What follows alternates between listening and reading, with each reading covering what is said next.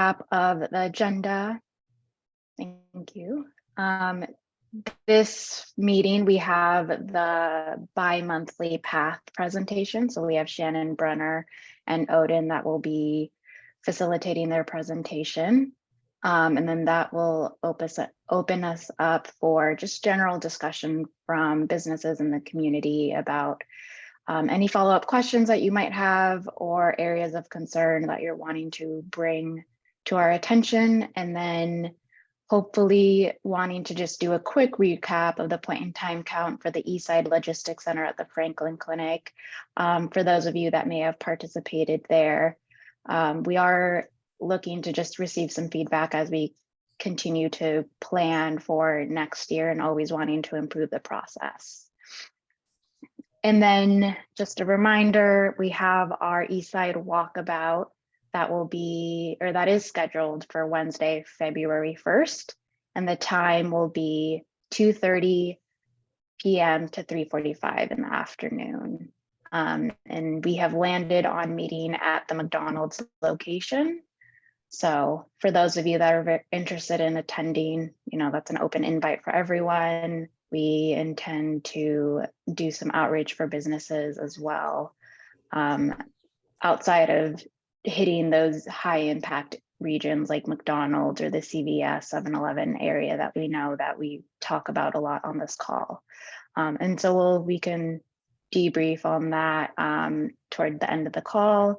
But that is our agenda for today. So I want to turn it over to PATH now so they can go ahead and present.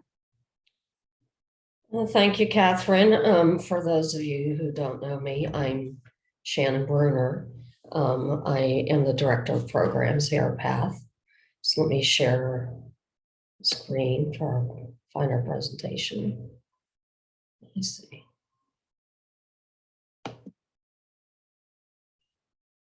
I'm having technical difficulties. Odin, are you able to share? I can certainly try. One second. Yeah, 1 second.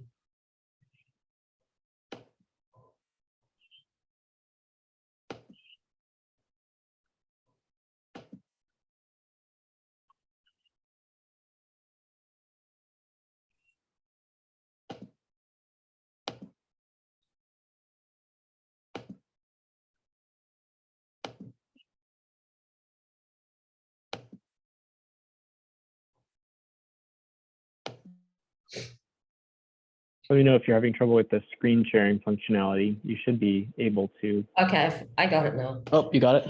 Yeah. Can everyone see that? Yes? Yes, looks good. Okay, great. Okay. All right. So here's our agenda. We're going to go over inclement weather updates, Odin's outreach data, a renovation update, and then we'll open it up to any questions anyone might have.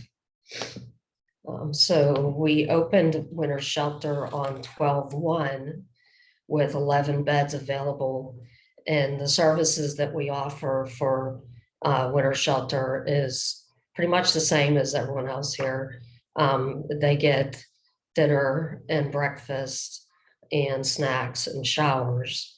If we're open 24 hours a day, they obviously get breakfast, lunch, and dinner, and service animals are welcome. We expanded the beds to 26 on December 27th. And since then, we've been averaging between 11 and 18 people.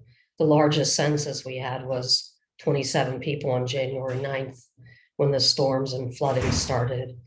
And actually, we were open the 8th too. So pretty much everyone who came in on the 8th stayed until about 10 a.m. on the 10th. And we opened again early at 12:30 for more individuals to come in.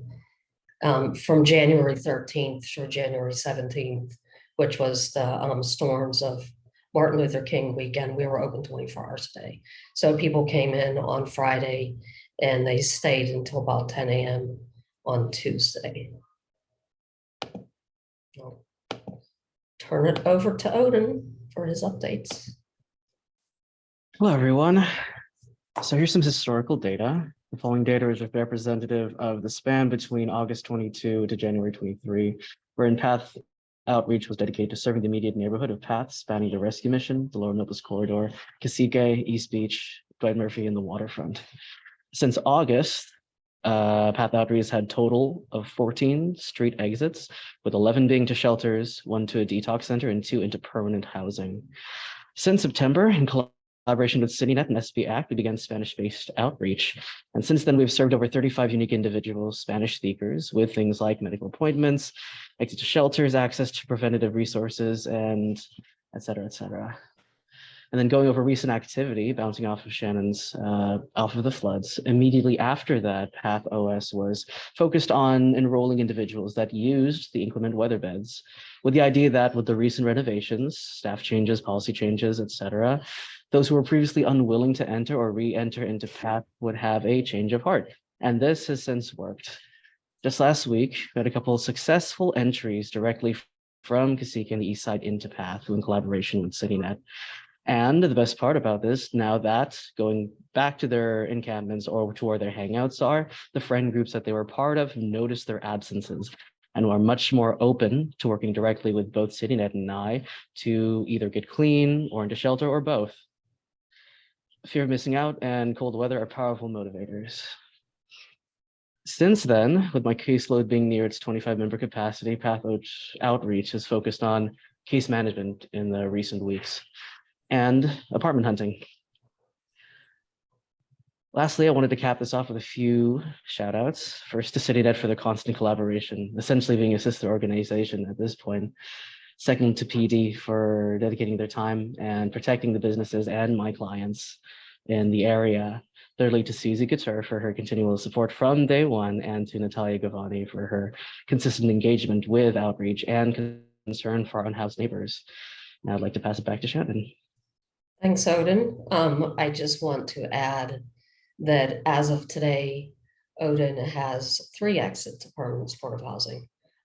He has another individual with a signed lease, and her move is just pending us getting the deposit. So good work, Odin. Renovations, this is actually round 3 of our capital renovations, and what we're doing right now are both of the downstairs bathrooms, the men and women's bathroom. And when those renovations are done, we will be working on the upstairs women's bathroom. Are there any questions?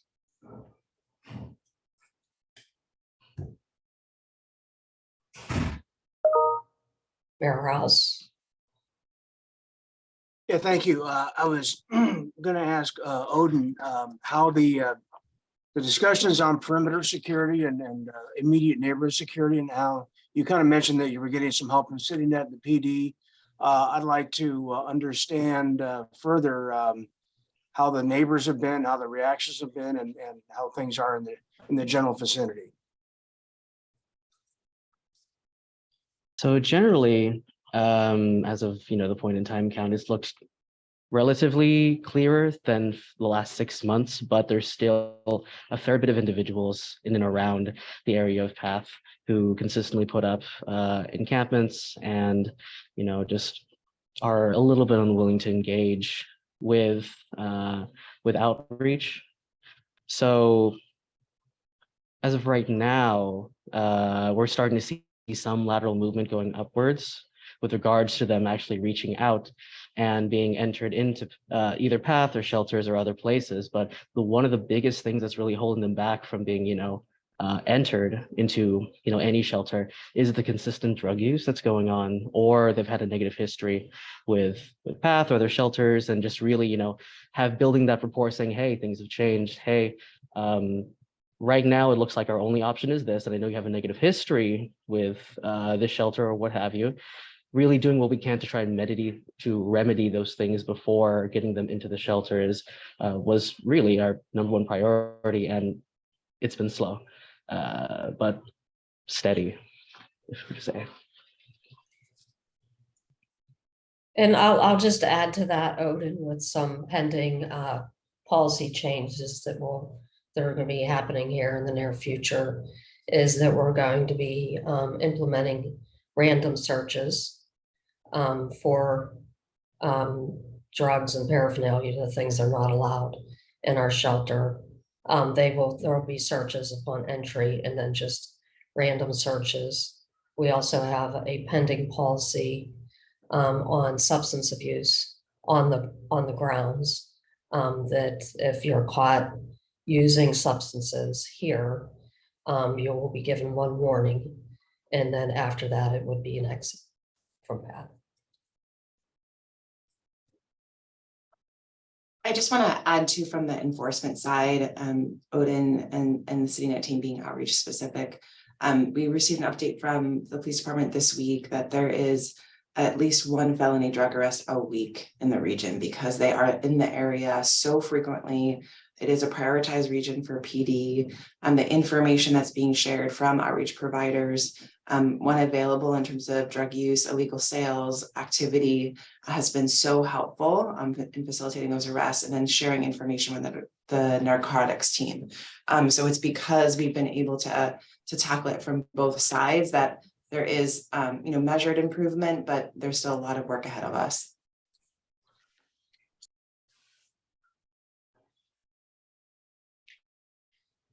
Susie, you got a question? Yeah, thank you. I just want to, first of all, acknowledge Odin. Thank you for your good work. We do appreciate your outreach that you're doing.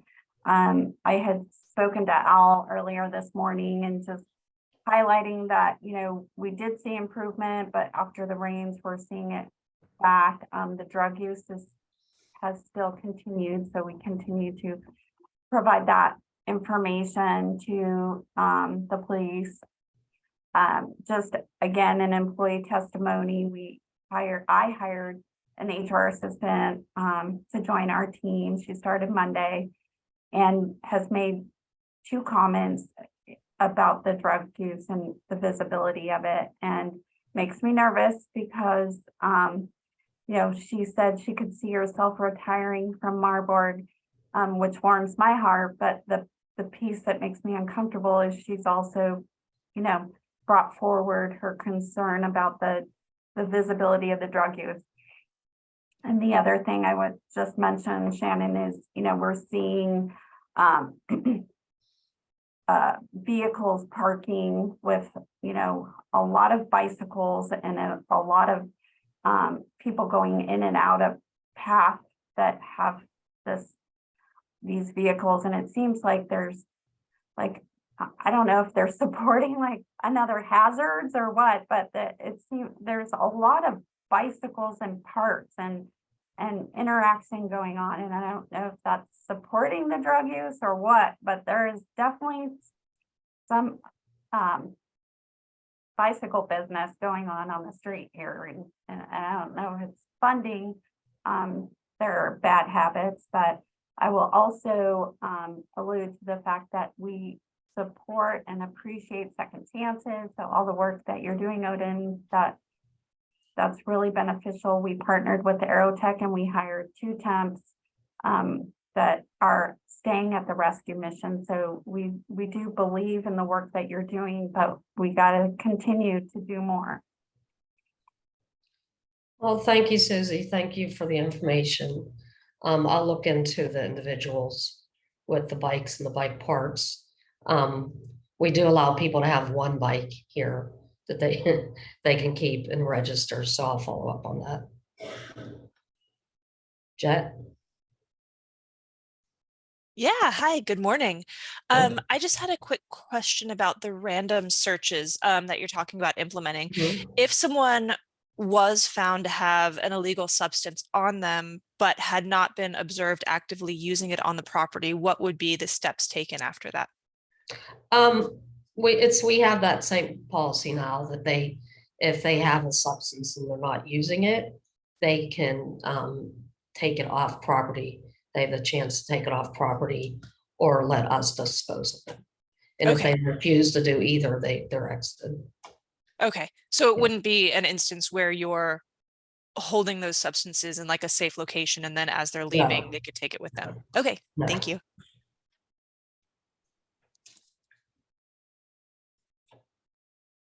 Any other questions? I think Landon, you had your hand up now. I'll save my question for now. Thank you. Okay. I had a question because you mentioned the renovation, but can you recap the other, you said this is round 3. What other renovation you all have gone through? I So don't know I've if only been everyone is here for aware. 2 and 3. So I can talk. So last year was the downstairs flooring. We redid all the downstairs flooring in the men's bathroom upstairs and painted the administrative offices. This round is just the downstairs bathrooms and the upstairs bathroom, women's bathroom. We did receive funding from La Centra, Summerlin Foundation. And with that money, we got new dining room tables. We have new furniture in the common area for the residents. We're gonna replace both the front entrance and the lobby entrance, and we redid the fire panel too.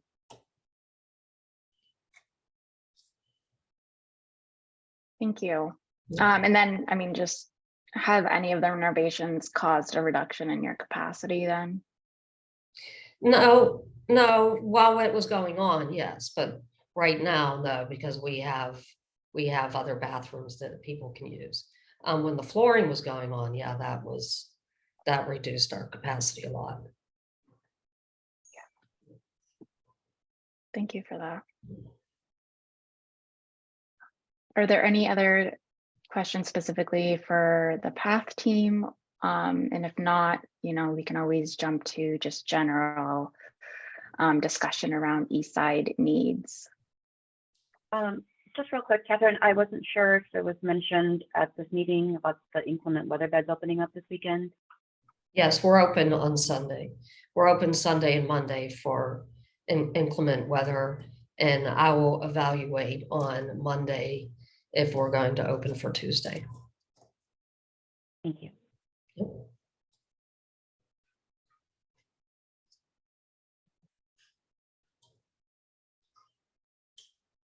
No other PATH questions? Are there any just other general areas of concern that anyone would like to bring up as well? I just wanted to add our warming shelters are also open countywide on Sunday. And I think we're confirming Monday as well. Mm-hmm. And which location for Santa Barbara would be open? Let me confirm that by the end of the meeting for you. I had a quick question, if that's okay. I saw the 22 beds, but I'm confused because I thought PATH had way more beds than just 22 and the city has 7. So can you just clarify that, please? For inclement weather? Oh, that's okay. Wait, earlier in the presentation, you had 22 beds. 26, right? Inclement weather beds, 26 inclement weather beds. Ah, I see. And your total is, just remind me, please? 97. Thank you.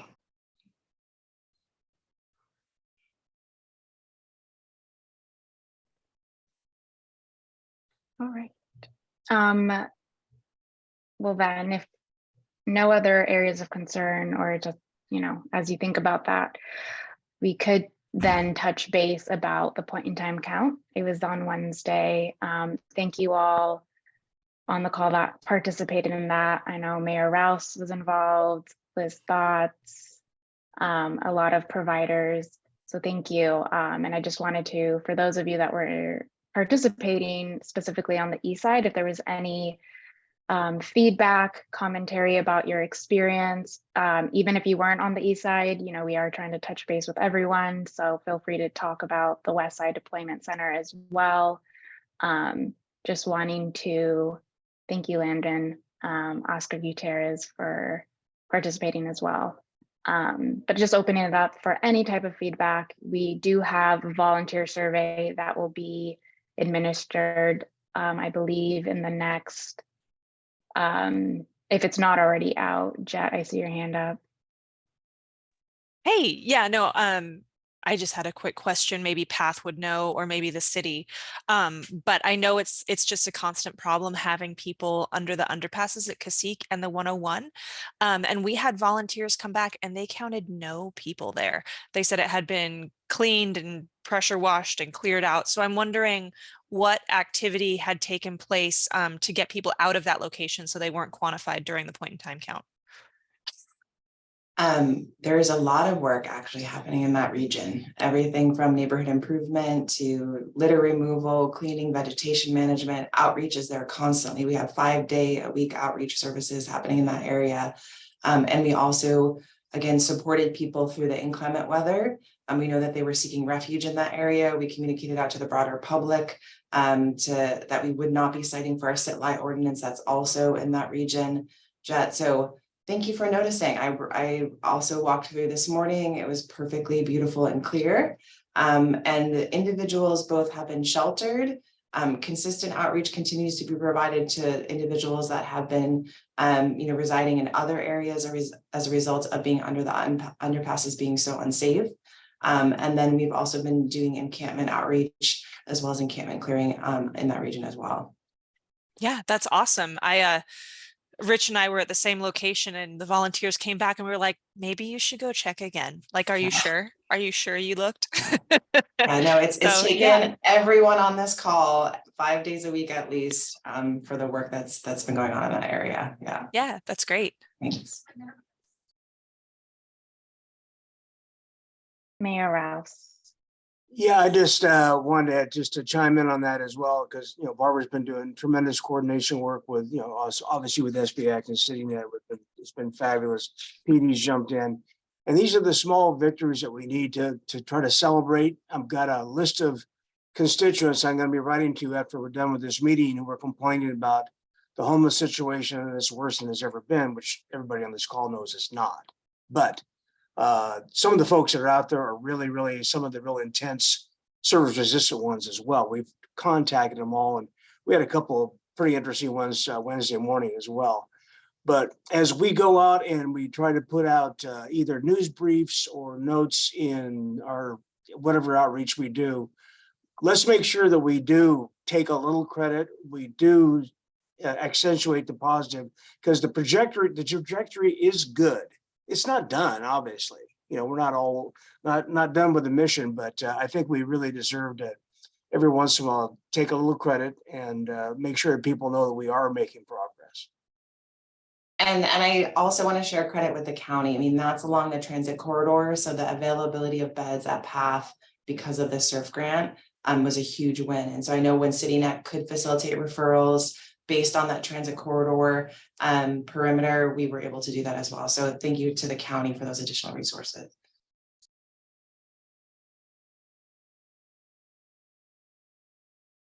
There's a couple more hands up. I don't know if any, Teresa. Yes, hi. Thank you for welcoming me to your meeting today. I'm calling in from Malibu, and we had a wonderful presentation from Santa Barbara on our task force for homelessness a week or so ago. It was wonderful, and we're reaching out and trying to implement some of the services and communication that you guys have put in place that we are quite envious of. If you don't mind, I have a question that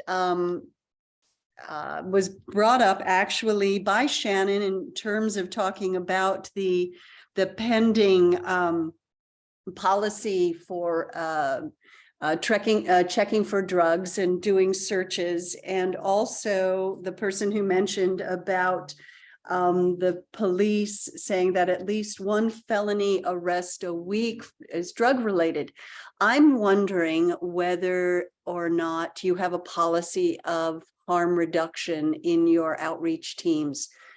Have you been addressing that? And if so, if you feel comfortable telling me about that, I would appreciate it. Yes, we practice harm reduction at PATH, and our outreach specialists also practices that, but I'll let him talk about that if he's still here. He may have left. Still here, Okay, Shannon. okay. Yeah. It's Odin. Yeah, Yes, ma'am. yes. So really, when I engage with the unhoused population, I try to understand what their goals are, what their history was, and what brought them onto the streets in the first place. If they've engaged with homeless services in the past, and really what they're like, if they are, willing to engage now. So what I try to establish when like a baseline of, okay, what's their number one goal? Because everyone has those kinds of different goals. Some it's shelter, some it's just, getting their EBT card or what have you. Sometimes it's something that's completely out of the scope, like reuniting with adult children in Washington or something like that. And it's really just navigating that, say, hey, and then try and convince them, these are your goals. Let's see if we can find a way to get you shelter or this way while also working towards those goals. And what I try to do is just establish, hey, fix the one goal first. And then after that, then I can start, saying, hey, here's, how about we try this? How about we try getting sober? How about we try moving from this place to another place so that you're not interacting with these sorts of individuals so that you stay sober, that sort of way. And sometimes PATH just isn't the right shelter for these individuals. A lot of the times I just go, if they have a rough time in and around the area, let's go to the Salvation Army, let's go to the rescue mission, and then let's establish that continuum of rapport. Once that's done, it's pretty, I can still use the PATH's housing programs to just get people straight from the street into an apartment. Takes time though. But specifically, what kind of, have you gotten pushback from the community who may look at the harm reduction policies as enabling drug use? And I'll step in here too, Odin, on that, because it is the combination. So it's very rare that a felony drug arrest is drug use, it's drug sales. And we have a number of people that are coming from out of the area to prey on our vulnerable folks that are in that region. So it is both that we have a philosophy of harm reduction when people are seeking services and help, but we absolutely need to step in to prevent people from exploiting and preying on that vulnerability. Thank you very much. I appreciate your taking the time to answer my question. Of course, and thank you for being here today. And at any point, if another question or anything comes up, you're more than welcome to just jump in and join that conversation and bring that to the table. Anna, I see your hand up. Hello, good morning, everybody. This was my first time doing this, so I was like really excited about it. I just want to say thank you to like all the organizers. There were so many people there in that morning, which I was like, wow, it's 5 in the morning. And it made my heart like feel so good, because I was like, wow, community's really showing up for each other. And that just shows like how much we know that this is of importance. And so I was very grateful for that. So thank you so much. And then the care packages were really great. They were definitely a really good incentive for folks on, and they were excited. They were like trying to figure out which one they wanted. So it was nice. And then also just I was in Montecito, so my only feedback would be to give like more of a, not a warning, but like letting us know more about certain areas that are like private property, because I don't really go to Montecito too much. And so we got caught up in like different areas that were private property that we weren't supposed to go up through. And it was just, but other than that, that was just like logistical thing. Like, hey, be aware that some areas are private and may seem like it's a road, but it's not, like check for signs. But other than that, everything was really great. So thank you again. And I'm looking forward to doing this again or being of service in the future. Thank you for that feedback, and thank you again for participating. It's glad to hear that you were a first timer and that you really enjoyed it. And we will definitely take that feedback into consideration as we look forward to next year. And then while we're on the topic of PIT, if anyone else had just any other feedback, if not, that's okay. As I was saying earlier, we have a volunteer survey that is officially open. If you have not received that email yet, you will have it in your mailbox either later today or early next week. So we really just encourage you all to fill that out. It should take a couple of minutes, and we really are always seeking feedback to improve the process and make it easier for all our volunteers that participate. Yeah, Liz. I don't know if I missed it, if I was a couple minutes late, but Teresa joined us to kind of learn about the SBAC model and these RAPs. And I was wondering if we could do, if we didn't do so, just a quick introduction of who everybody is so they can get an understanding of all the people that are involved at this. Teresa is part of the Malibu Task Force on Homelessness, and they're working on developing recommendations for the city. So kind of let's see if we can do that. So you can see all the great people that are involved. Yes, of course. We'll start with the SBAC team. My name is Catherine Soto Vasquez. I'm the Associate Director of Programs. And then I will hand it off to Rich to introduce himself, and then we'll do a brief recap of how the RAP structure is, and then we'll open it up for everyone else to introduce themselves and their roles.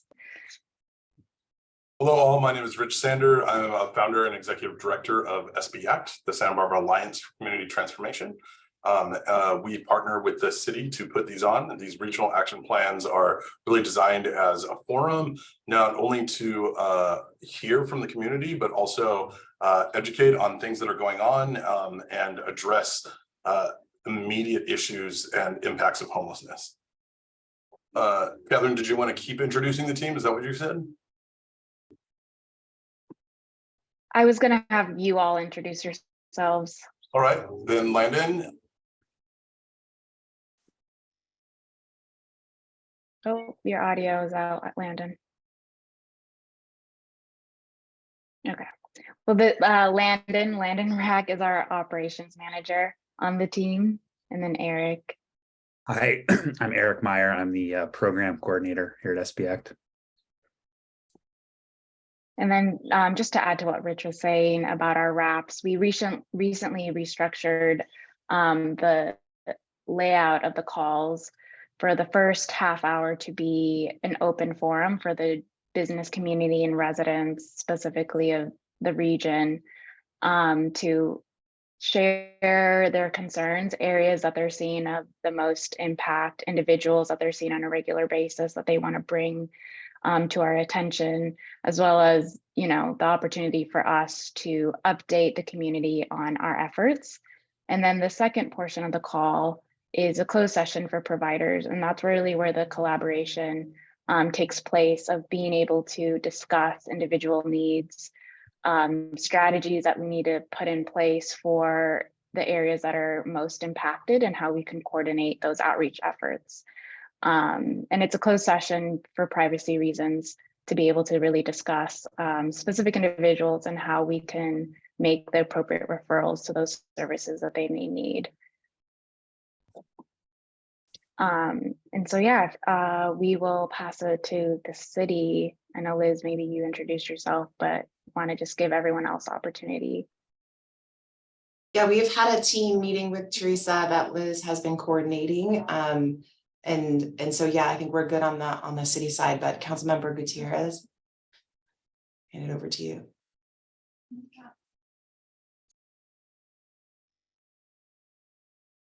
Or I can introduce him. So Teresa, Councilmember Gutierrez is part of our elected officials in the city of Santa Barbara.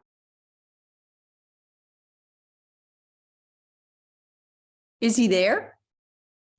He's probably listening in to okay. at the same time, which is usually what happens. Sorry, was there a question? Yeah, no, we were, Councilmember Gutierrez, we were just introducing ourselves to Teresa Davis, who's here listening in from the city of Malibu. Oh, thanks. Yeah, I'm City Council Member Oscar Gutierrez representing the West Side.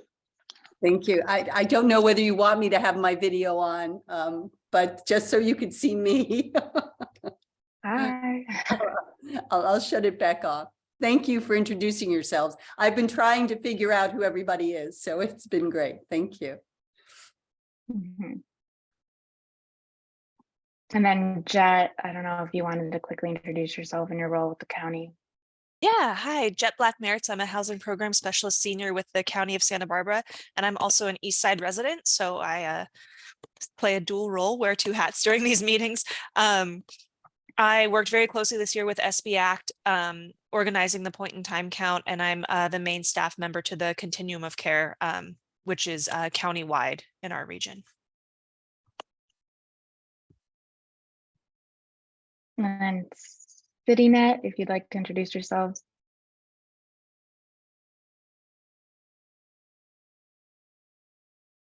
Hey, good morning, everyone. My name is Al Ortiz. I'm the regional program supervisor for CityNet, and I have my lead supervisor. Hello, everybody. I'm Christina Garcia Alvarez, a lead case manager for South County, Santa Barbara, and I primarily cover the East Side, Waterfront, and downtown Santa Barbara regions. Thank you. And then we have also Good Samaritan and another outreach provider on the call as well. Hi, I'm Kirsten Cahoon. I'm Director of Homeless Services for the Good Samaritan Shelter. Hi, I'm Anais. I am the program manager for outreach in Santa Barbara County.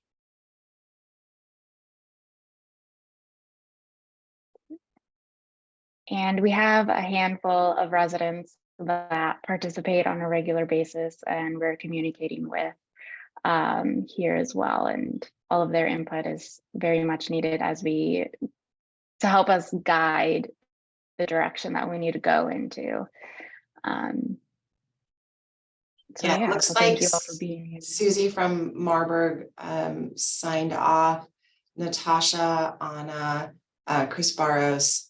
So Teresa, these are again regular resident advocates, business owners in the East Side region that are engaged in homelessness. And I know we have Kevin from the Rescue Mission and Mayor Rouse. I did not mean to neglect introducing you. The mayor of the city of Santa Barbara is also here and regularly participates in not only this regional action plan, but all of our regional action plans, and is actively engaged in addressing homelessness and homelessness solutions throughout the city. Very hard to miss it when people are going Mayor Rouse. I just want to say hi, and I've been involved with the Milpas Area Task Force since it first started. Maybe not since it first started, but we were involved back in, I think it was like 2013, 2014. So this is a carryover from the Milpas Area Task Force. We were holding then Casa Esperanza accountable for what they were doing and how their policies were impacting our neighborhood. Because what we found was that those policies directly impact our neighborhoods, even though we're multiple blocks away. So when they change their policies, we know because we're impacted. And we're doing the same with PATH, trying to hold them accountable for their policies. I just want to say, I don't know what happened, but State Street, something happened. It has been cleaned up. It's really kind of amazing. I walked down there yesterday. There was like nobody, absolutely nobody in those empty storefronts. This morning I walked down, there were like 2 people, but whatever happened, I mean, I did not think that was ever going to happen. And I am astounded and absolutely blown away by whatever it is you guys did. So totally amazing. Thank you. And one of the things I actually did want to bring up, and I know I'm kind of like jumping in, but the guys who are walking up and down the street, I think you call them the ambassadors. I've had an opportunity to speak with them, and they really don't know about all of the different agencies here and the different programs.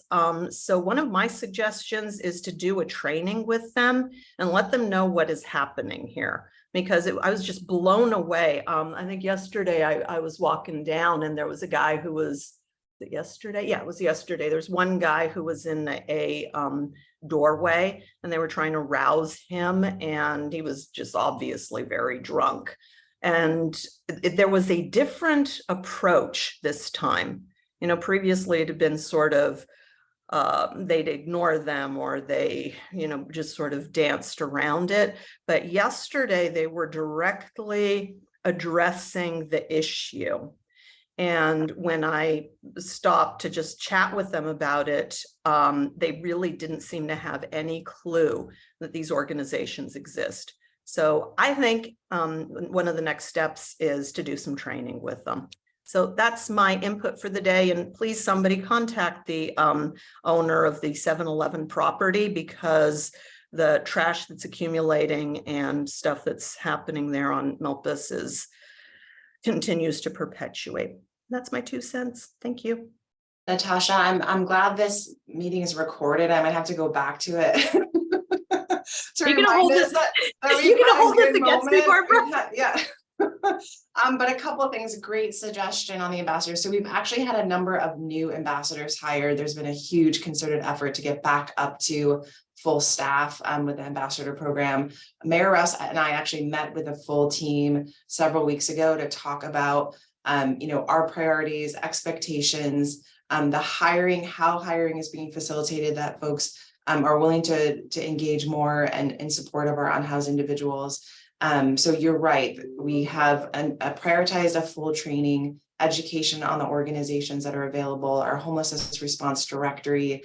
And so I'll be working more closely with the ambassador program in that regard, because you're right that the staff turnover and the new hiring, there's always an opportunity for us to train and expand that knowledge too. So thank you for that. And I just shout out, because I will say it's the coordination with Good Samaritan, CityNet, our ambassadors, PD, the library staff and team, our downtown parking, downtown management team, all working concertedly with folks. And thank you for noticing. When we have a good moment, we'll take that in for sure.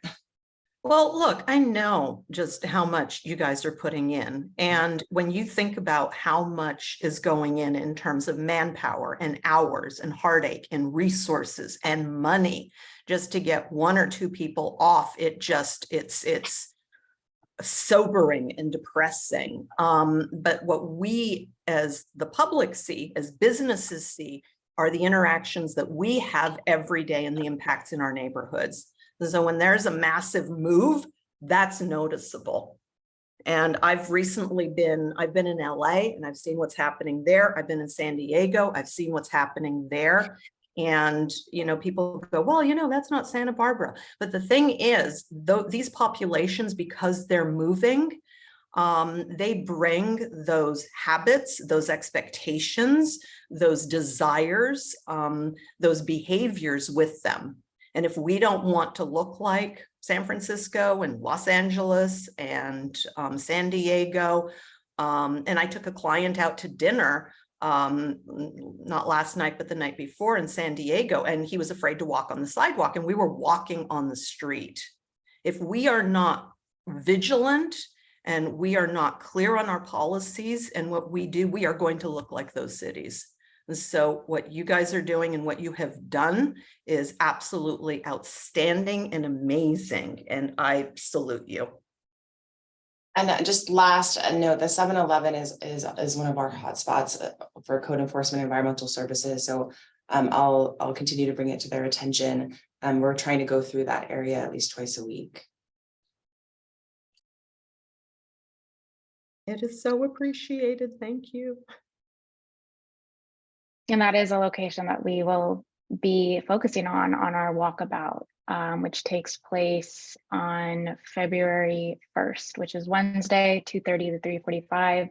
So that's another component of our RAP calls, where we try to, as much as possible, you know, meet on Zoom, but then once a month we host regional walkabouts. So we focus on a neighborhood that we know is highly impacted, and then we meet all of us, business owners, residents, outreach teams, and divide into 2 groups, where one is really focused on the outreach, but going up to individuals that we're encountering along the way and just checking in with them, trying to identify if this is someone that outreach is familiar with, if they're not familiar with, starting that process of engagement. And then the second group focuses on those businesses. Checking in with 7-Eleven. Are they familiar with the resources available to the community? What are the impacts that they're seeing? And then how we can, either the city or outreach providers, support them in their day-to-day business conduct. So that is taking place on February 1st. Again, Wednesday, I will have an email reminder going out before. So that is open to everyone, and really encourage individuals to participate. As always, our outreach teams will be there, city staff will be there, but anyone else is welcome to participate. And with 10 minutes left, much as this is a great conversation and we have Teresa here as a guest, I do want to give opportunity to outreach providers for us to be able to discuss a little bit about the East Side and kind of some steps forward that we need to be working on. So I want to dedicate the last 10 minutes to our teams. So thank you all for being here. Really appreciate you and your time. And then the next East Side RAP is on February 10th.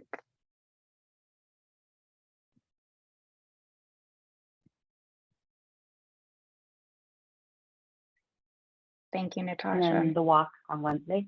Yes. Catherine, can we stop the recording for the Wednesday. provider conversation? Yes, we definitely will.